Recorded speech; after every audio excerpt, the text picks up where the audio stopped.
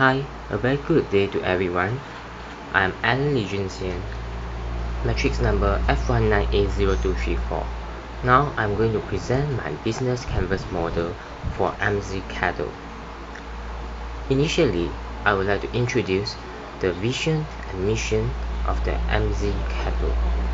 The first vision is value to the cattle production. The process of taking a commodity or meat, adding more value to it through better management practices, and then marketing that commodity in a way that allows you to be compensated for the additional value we have created is what meant by the term value-added marketing. The second vision is intensive cattle farming. An example of this would be intense farming, which is a subset of intensive agriculture and refers to a method of animal husbandry that aims to increase output while decreasing expenses. Every business are able to accomplish this by keeping the cattle and at high stocking densities on a huge scale, and by utilizing modern machinery, biotechnology, and global trade. Meat that are intended for human consumption are the primary outputs of this sector. Furthermore, concerns have been raised about whether or not extensive animal farming can be considered ethical or sustainable. The third vision is balance between the domestic production and supply with import. It is essential for a nation to keep the appropriate balance of imports and exports in place at all times. The volume of a country imports and exports has the potential to have an effect on its gross domestic product, so-called GDP, exchange rate, inflation rate, and interest rate levels as well. Otherwise, we tend to increase slowly the local production of beef and helps to balance the relationship between local and importation of beef. The mission is becoming the main local producer of beef or mutton and serve the communities. Next comes to the key partners. There are two key partners, which is customer and supplier.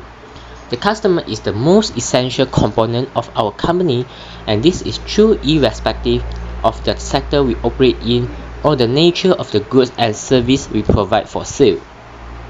We won't have any customers or sales if they aren't here.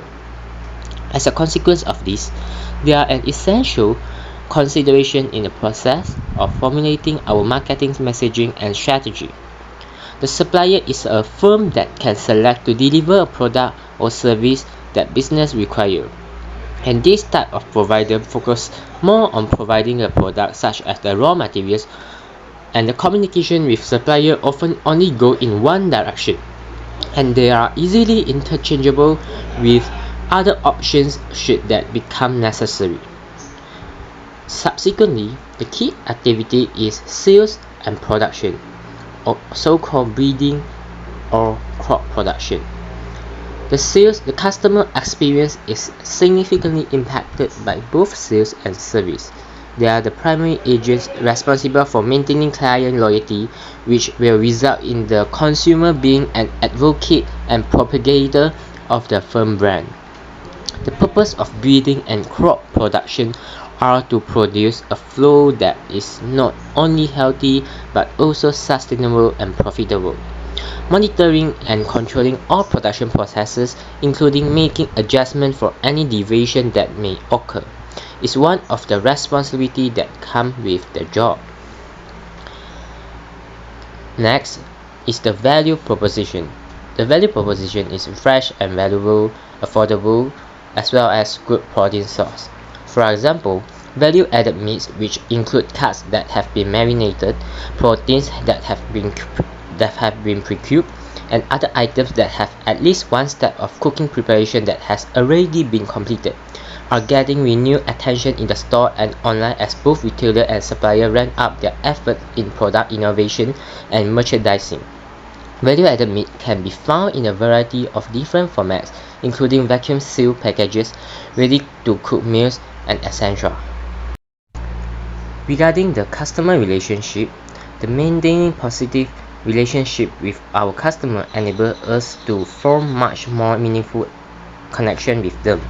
When we are able to develop a strong connection with the people we are trying to reach, we have a far better chance of comprehending their needs, finding solutions to the challenges they face, and fostering a sense of mutual comprehension.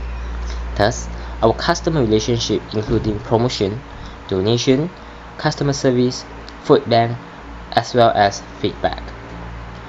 For customer segments, we have the local citizen, Muslim or non-Muslim, and retailer. The key resources that we have is the finance, intellectual property, production, and human. Regarding the intellectual property, the term intellectual property can refer to anything as straightforward as information that must be kept secret, such as a client list, or it might refer to a patentable product that is the result of extensive research and development that was carried out by personnel. Because there are so many different kinds of intellectual property, it can be challenging for a business to understand the full scope of its holding in this area. A successful management of intellectual property is not just an issue of locating it and guarding it against harm. For the channel, we have the digital marketing. The digital marketing is the component of technology that deals with digital marketing is currently leading to the implementation of new business policies in agricultural production. The government of Malaysia continues to view food security as a public obligation, particularly in the case of products based on protein, and it is making concerted efforts to strengthen the food security of its inhabitants. Another channel is the retailer shop and wholesaler. Regarding the cost structure, we have the production costs, render fees, feed costs, taxes, and administrative costs. Lastly, for the revenue stream, we have the advertising fee, beef and mutton product, as well as subscription fee. So in a nutshell, we already discussed about the key activities, the key partners, and the value proposition, customer relationship, customer segments, key resources, channel, cost structure, as well as revenue stream in this business canvas model. So that's all from me. Thank you very much.